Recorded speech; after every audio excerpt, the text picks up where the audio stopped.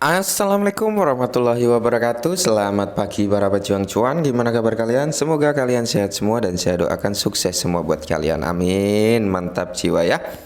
Dan jangan lupa ya kawan-kawan, tetap secangkir kopi harus selalu ada buat menemani pagi Anda memantau market ya. Yang sudah enak dipandang ya, walaupun masih sangkut ya. Saya yakin masih banyak yang sangkut walaupun hijau seperti ini.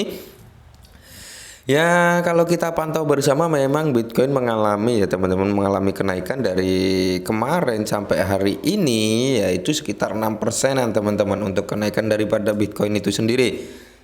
Di mana titik terendah kemarin itu 17,6 dan sekarang 20,1 ya, 20.100-an seperti itu.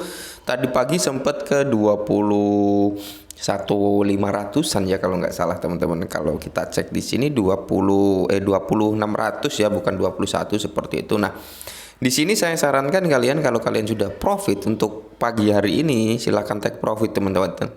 Ya, takutnya nanti ini bull trap lagi seperti itu ya. Mungkin potensi penurunan daripada Bitcoin ini masih banyak sekali ya untuk mendorong Bitcoin ini turun lagi di bawah 20.000 seperti itu teman-teman. Tapi mudah-mudahan sih Bitcoin nggak turun lagi itu di bawah 20.000 seperti itu harapan dari kita semua ya, biar bisa rally naik lah ya, agar posisinya bisa menjemput yang sangkut gitu. Tapi di sini masih berpotensi turun ya. Maka dari itu saya sarankan buat kalian yang mungkin sudah cuan kemarin masuk di kepala 18.000 atau 17.000 pagi ini pasti sudah cuan, silakan take profit terlebih dahulu untuk antisipasi gitu teman-teman ya. Takutnya nanti dia turun lagi ke bawah 20.000 seperti itu, karena di sini masih banyak sekali perihal isu-isu yang beredaran di luar sana ya. Inflasi tidak akan turun ke target 2% selama 2 tahun ke depan gitu ya, kata Master Fed.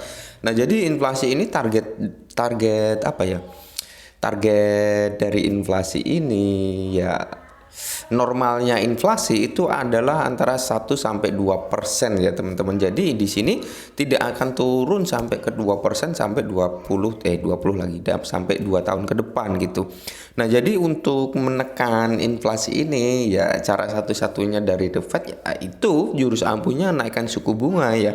Karena inflasi yang berada di luar negeri sana ya, terutama di Amerika itu kan 8,6. Nah, jadi untuk menekan angka itu turun ke 2% itu membutuhkan senjata ampuh ya. Senjata ampuhnya itu tadi teman-teman, menekan dengan kenaikan suku bunga. Nah, dari kenaikan suku bunga tersebut apa hubungannya dengan cryptocurrency ya? Jadi sebenarnya memang nggak akan ada hubungannya, cuman di sini dampaknya juga akan terasa gitu. Karena saham pun ambrol teman-teman, saham ambrol ya. Jadi gini, ketika suku bunga dinaikkan, suku bunga di bank itu kan naik ya. Dan sekarang kalian bisa lihat ya, minyak, gas ya, bahan pokok di Amerika Serikat naik drastis teman-teman, naik drastis ya. PHK bermunculan gitu, PHK di luaran sana bermunculan. Di luar negeri sana terutama Amerika juga banyak ya. Nah, untuk menekan hal tersebut, investor yang mungkin mempunyai dana di aset saham, di kripto, pokoknya investasi beresiko, mereka pada narik aset mereka ya, pada ditarik gitu.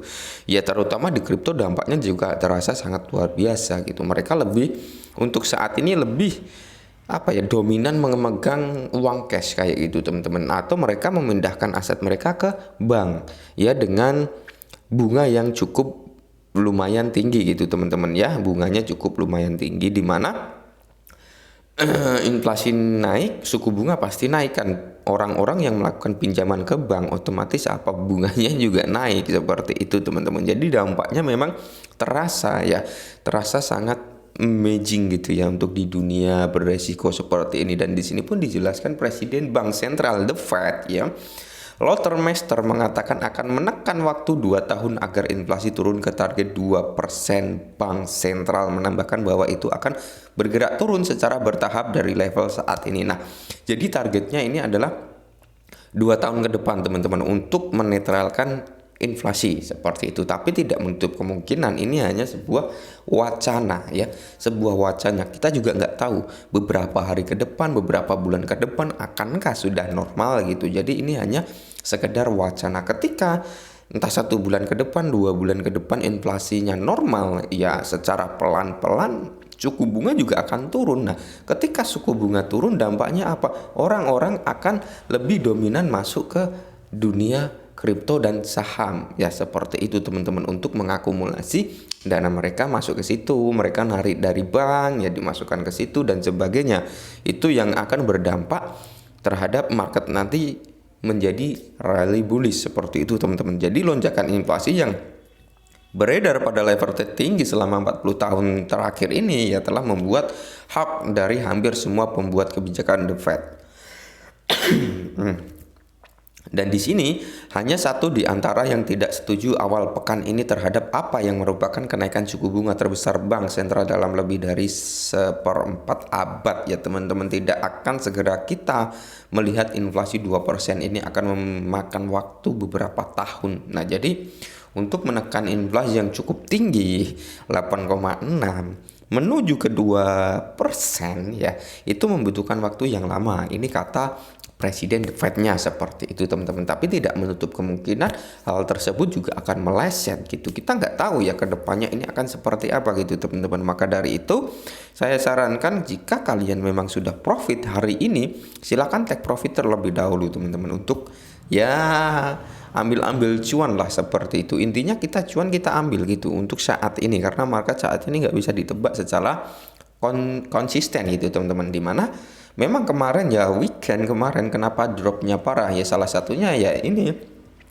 bule-bule pada take profit buat liburan, salah satunya ini. Dan sekarang hari Senin ya teman-teman, mungkin akumulasi orang-orang bule di sana sudah mulai ya memantau market lagi, sudah mulai pelan-pelan masuk lagi seperti itu teman-teman. Dan kalau kita lihat dari sini, nah, kalau kita lihat dari Fear and Greed ini teman-teman ya, tingkat ketakutannya ini sudah mulai apa ya, ada kenaikan gitu, dimana kemarin sangat ekstrim sekali menyentuh kepala 6 gitu ya untuk Fear and Greed-nya, dan sekarang sudah naik ke 9 gitu teman-teman. Jadi akumulasi untuk ketakutan ini sudah mulai ada penurunan kecil sekali seperti itu, walaupun sangat kecil sekali ya teman-teman, dimana ya lumayan lah menaik 3 digit ya dari 6 sampai ke 9 gitu teman-teman. Jadi masih perlu antisipasi juga, karena di sini titik aman sebenarnya jika dia berada di tengah-tengah, yaitu sudah netral gitu teman-teman ya, antara 48, 49 atau 50 itu sudah mulai netral gitu. Tapi kalau masih di bawah ini teman-teman, wow kacau sih. Nah, maka dari itu memang saya jelaskan segeralah ambil profit ketika memang sudah profit, takutnya ini nanti turun lagi gitu ya. Kalau kita lihat Bitcoin pergerakannya kan sangat cepat gitu naik turunnya teman-teman, dimana kemarin ke 17.000, sekarang sudah ke 20.000 ya teman-teman. Jadi udah ada kenaikan yang sekitar 6,7%-an seperti itu. Dan di sini takutnya nanti ini dibanting ke bawah lagi ya seperti itu. Ini hanya bull trap untuk membuat FOMO para pemain retail ketika masuk dibanting lagi, takutnya seperti itu ya. Nah, mungkin ini dulu perihal perkembangan market kripto kali ini. Semoga bermanfaat ya teman-teman. Salam cuan, jangan lupa take profit.